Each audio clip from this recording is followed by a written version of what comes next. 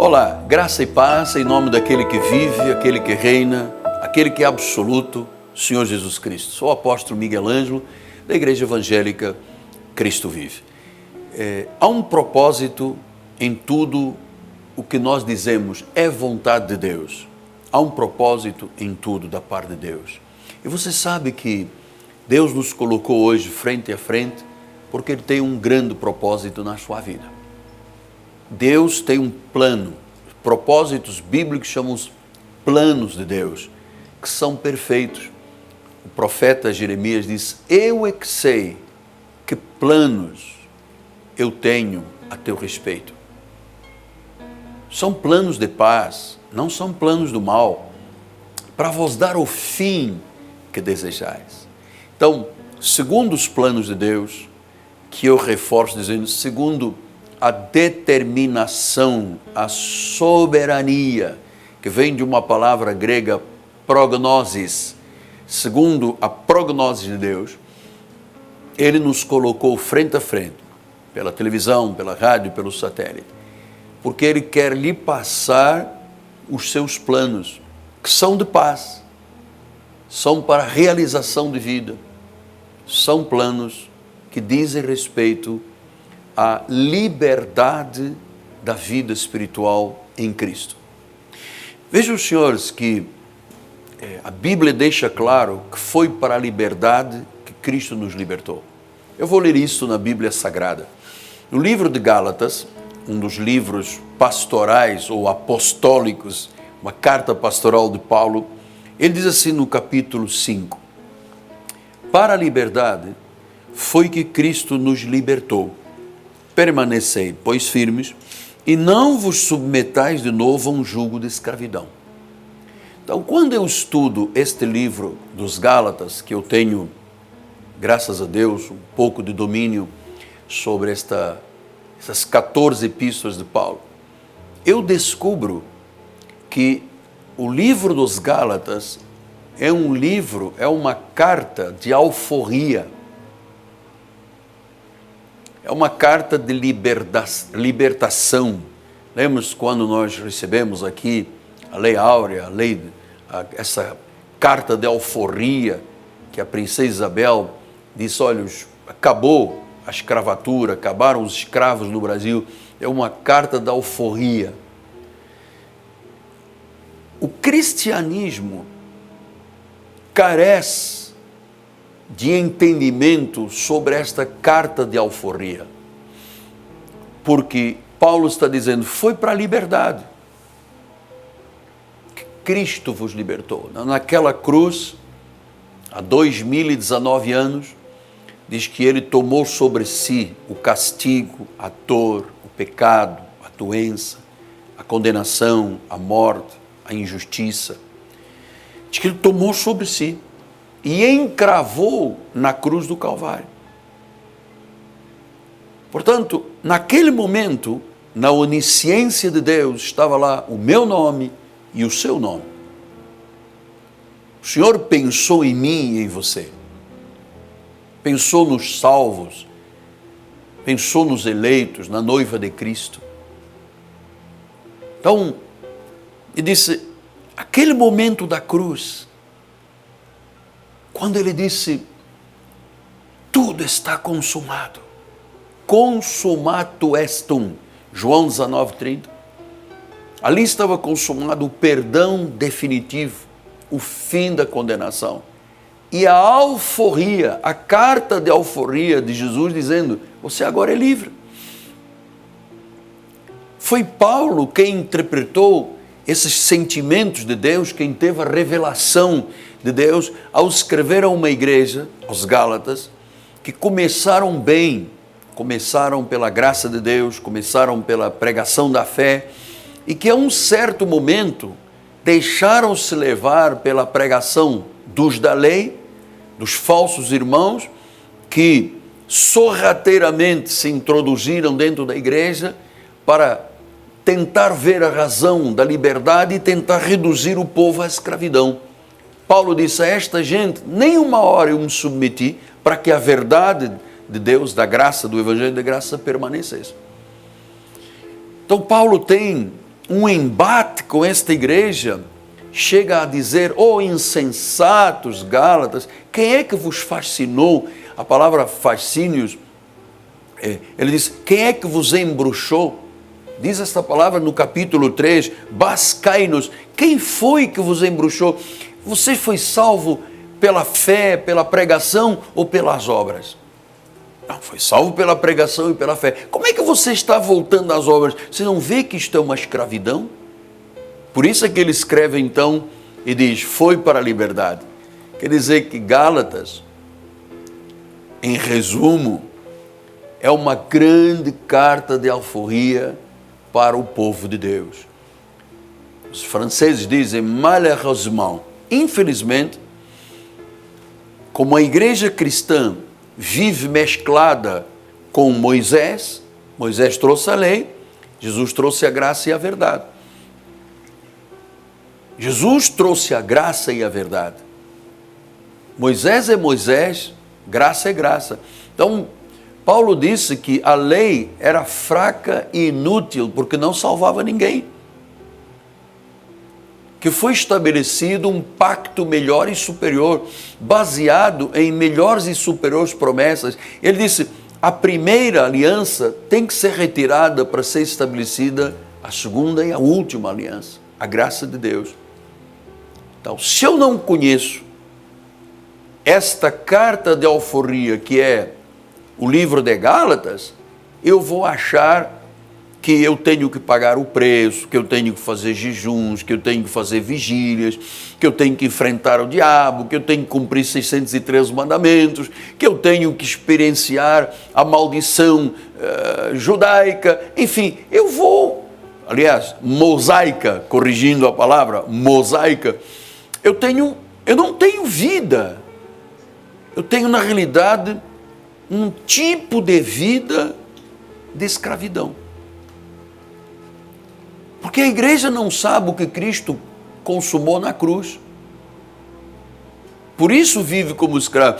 Aí depois você sabe, o rebanho não tem um dono, a igreja não tem um dono, não existe um super líder no Brasil que comande todos os grandes líderes do Brasil, não existe um super cabeça. O super cabeça dos super crentes se chama Jesus Cristo.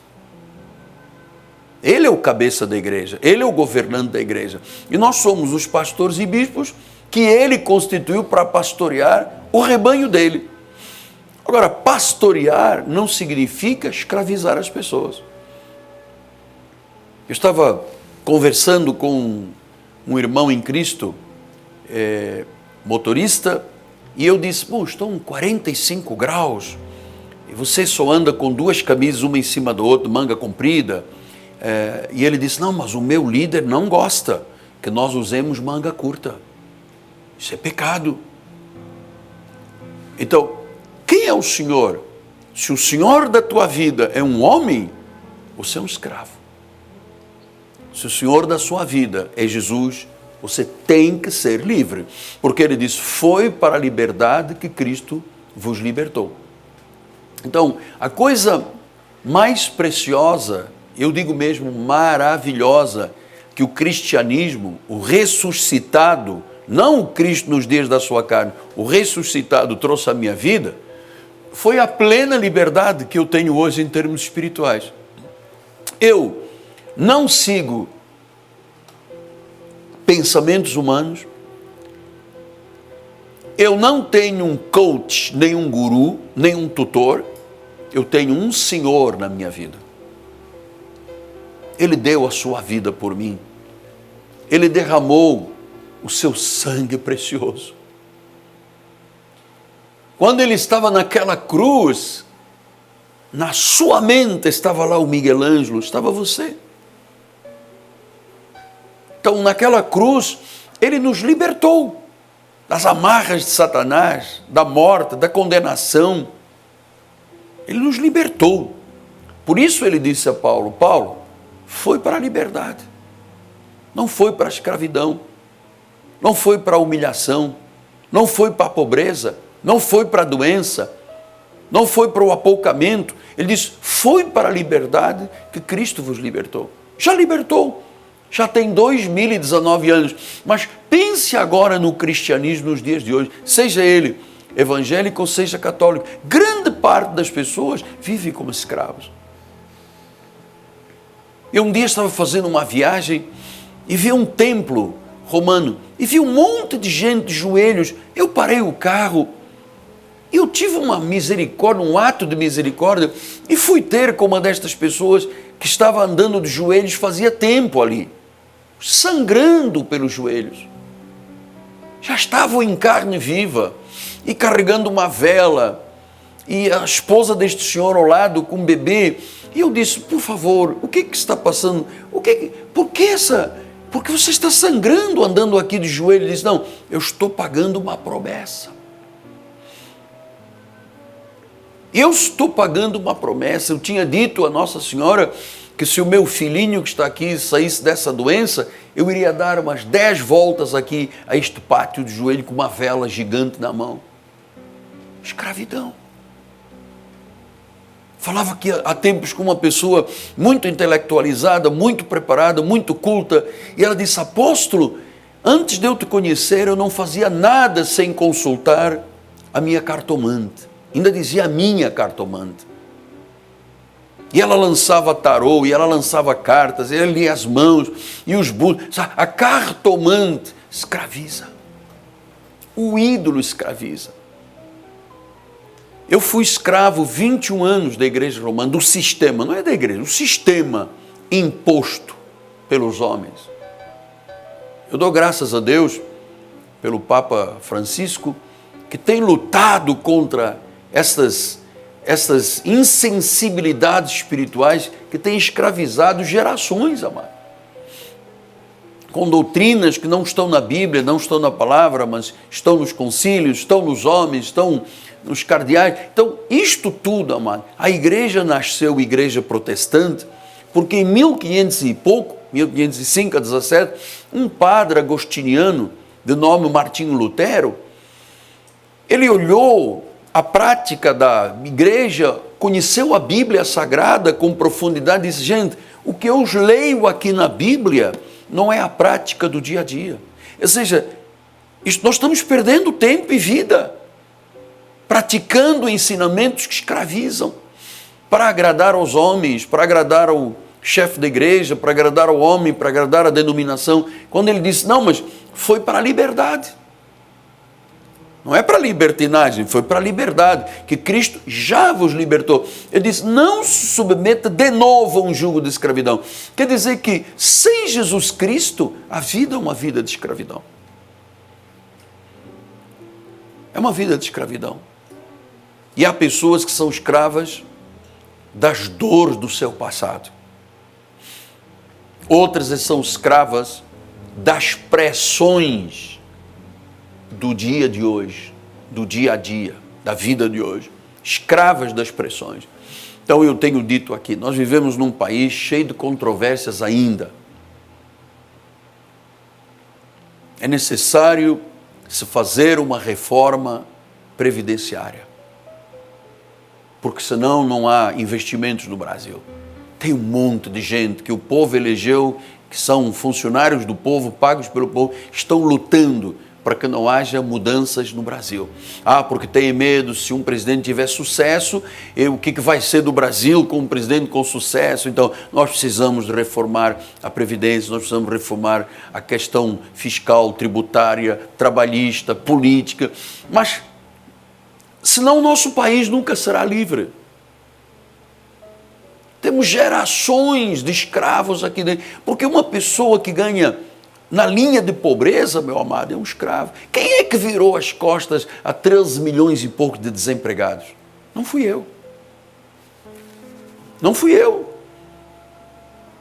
Quer dizer que então nós temos aí uma nação, como se fosse um Portugal inteiro desempregado, e estamos discutindo se isto der certo, então quem é que vai receber os louros? Quem vai receber os louros é o povo brasileiro que quer ser livre.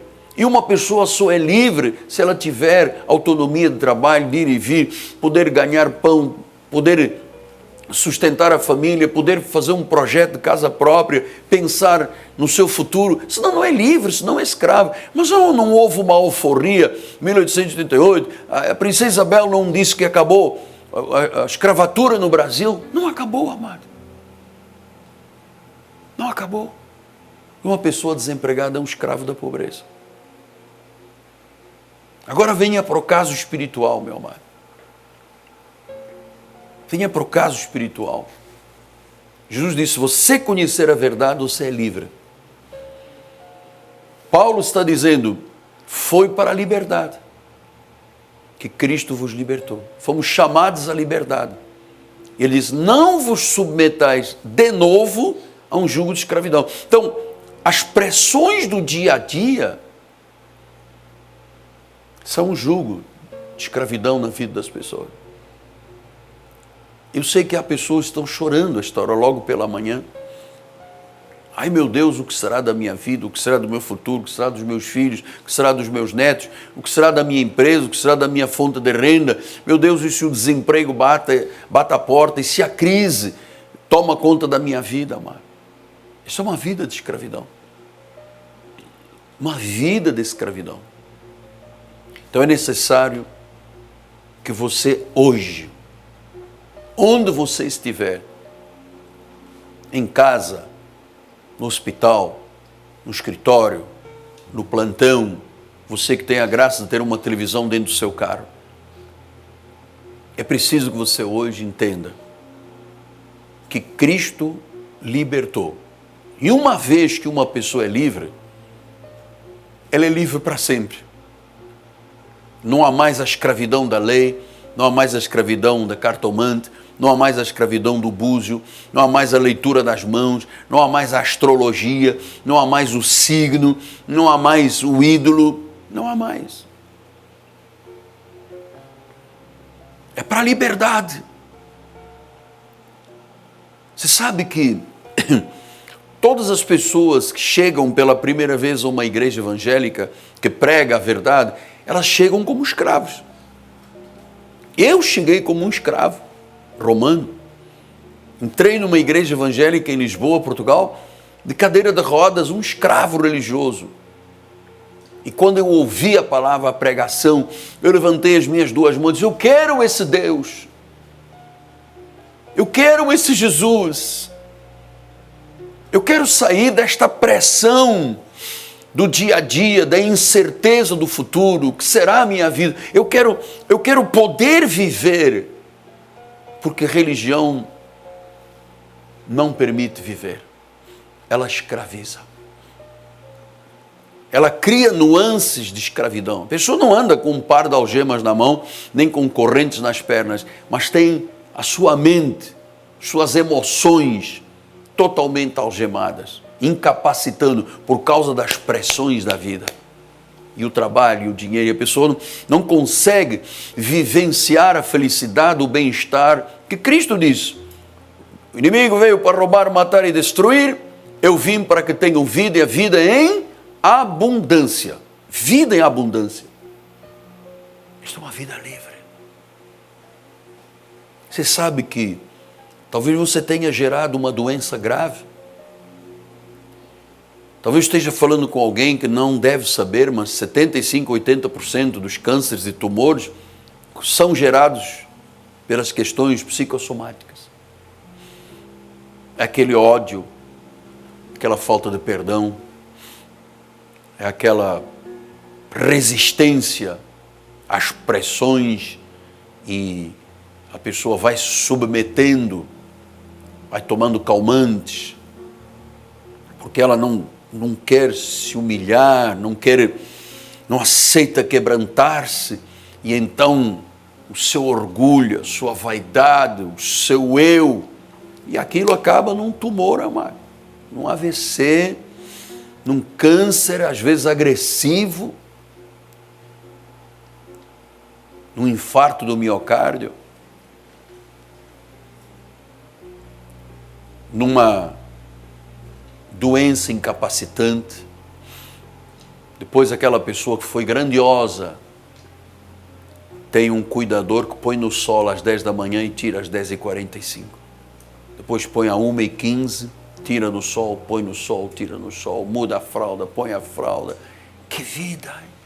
Você sabe que Deus hoje pode acabar com essa pressão toda que está na tua vida? Porque é isto que se chama liberdade em Cristo. Foi para a liberdade que Cristo nos libertou. Pastor, então o que eu tenho que fazer? Eu estou aqui preso em casa, estou incapacitante, numa doença incapacitante, Olha, o senhor não sabe. Às vezes nem sol eu quero ver, apóstolo. Nem me pentear, nem tomar banho. Eu estou aqui na pior, feito barata pisada aqui pelos cantos. Não tenho vontade de viver, apóstolo. O que o senhor quer que eu faça? Eu quero que você se renda a Jesus. Você se entregue. Deixa esse coração petrificado aí ser trabalhado pelo Espírito. Ele vai tirar esse coração de pedra e vai colocar um coração sensível, de carne. Vai escrever na tua mente, no teu coração, as suas palavras, para que você possa viver e cumpri-las. Sim, então, mas me digas lá, o que eu tenho que fazer, apóstolo? Só uma oração de fé. Só dizer, Senhor Jesus Cristo, eu reconheço que Tu és o único, Tu és o soberano, Tu és o Senhor. Tu tomaste sobre Ti o meu pecado, o castigo, a dor, a maldição, foste o meu substituto e me deste liberdade. Não aceito mais viver de novo o jugo da escravidão. Eu Te recebo e confesso, Tu és o meu Senhor, eu sou salvo. A obra está completa. A obra está completa. Mas é tão simples assim, pastor? É simples, porque não depende do homem. Depende de Deus, da sua graça maravilhosa. E Ele teve graça e compaixão e muita misericórdia de nós, amado. Nenhum de nós éramos mortos-vivos que andávamos aqui nesta terra. Pela graça fomos salvos. Se é por graça, não é mais por obras da carne, para que ninguém se glorie. E se você dizer, eu sou salvo, significa que você passará, neste momento, instantaneamente, por uma regeneração. Você será um novo homem. Acabaram as dores do passado e acabaram as pressões do dia presente. Agora, em Cristo, é livre, tem paz. Amém? Muito bem, hoje é terça-feira, se você me assiste pela Bandeirantes, 10 da manhã temos escola bíblica gratuita na igreja, com o Bispo Daniel, e amanhã à noite, um grande encontro profético. Já estamos há mais de 30 cultos falando sobre o poder da mordomia cristã e da boa administração das coisas que Deus coloca em nossas mãos. Diz que a alma generosa prosperará. Só o generoso prospera, só o que dá liberalmente. Então nós estamos aprendendo sobre como compartilhar a vida e vivermos dias felizes nesta terra. Quarta-feira, 7h30 da noite, noite apostólica e profética. E deixe-me dizer-lhe, en passant, que no próximo domingo, já estaremos em maio, dia 5 de maio, a ceia do Senhor, e nós vamos conhecer a essência, o sinal de um bom administrador das coisas que Deus coloca nas mãos, sejam elas dinheiro, bens, pessoas, talentos, dons, ou o assunto tem pano para mangas, tem transformado a vida de muitas pessoas, em nome de Jesus. Amém? Nós temos um telefone 30 17 90 90, se você quiser oração com os nossos conselheiros, nossas bispas, por favor, fique em liberdade. Eu quero ter uma palavra de gratidão para aquelas pessoas que diariamente nos ligam dizendo, eu quero cooperar e colaborar com o apóstolo Miguel Ângelo e este ministério, uma semente, um pequeno esforço financeiro para que a igreja continue pregando aqui na Bandeirantes, na TBN, nas rádios, nas mídias sociais. Você sabe, isso é terra fértil. Você semeia, você colhe em nome de Jesus. Amém? Obrigado a todos que nos ajudam a mover aqui de forma local as mídias e os meios de comunicação. E obrigado a você que tem sido inspirado por Deus, que me ajuda na rede internacional, porque esta programação vai para 123 países e há pessoas que dizem, oi, isto é um benefício para a minha vida. Essa é que é a verdade. Este é o pão de cada dia que Deus me dá, este programa e este anjo que chegou à minha vida. Deus seja louvado. Muito obrigado por você amar o apostolado e a visão da graça de Deus. Muito bem, estamos chegando ao final do nosso programa. Quanto tempo temos aí, irmão da SEG? 25 minutos. Estamos já chegando mesmo ao final do programa. Muito obrigado a você que me honra todos os dias. Obrigado ao povo da Igreja Cristo Vive, que suporta financeiramente as programações. Obrigado à minha equipe de televisão. Obrigado a todos que amam este santo ministério. Apóstolo Miguel Ângelo, meu nome e amada esposa Bispo Roxana. Para a liberdade, você é livre. Não há pressões que te dominem mais. Cristo é o Senhor da tua vida. Graça e paz e até amanhã.